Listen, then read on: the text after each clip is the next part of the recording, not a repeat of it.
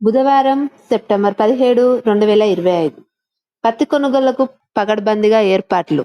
ఎనుమామ్ల market news today. జిల్లాలో పత్తి కొనుగోళ్లకు పకడ్బందీగా ఏర్పాట్లు చేయాలని కలెక్టర్ డాక్టర్ సత్యశారద సంబంధిత అధికారులు ఆదేశించారు.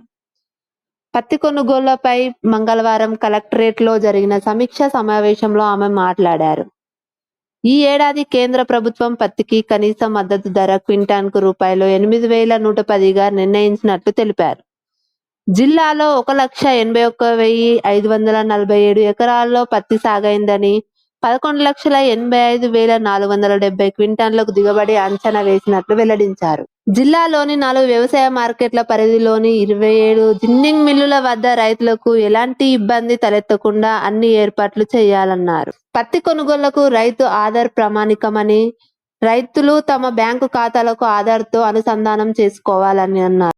జిల్లా మార్కెటింగ్ శాఖ అధికారి సురేఖ, వ్యవసాయ శాఖ అధికారి అనురాధ, జిల్లా తునికలు కొలతలు అధికారి మనోహర్, ఛాంబర్ ఆఫ్ కామర్స్ అధ్యక్షుడు రవీందర్ రెడ్డి, రైతు సంఘాల ప్రతినిధులు పాల్గొన్నారు.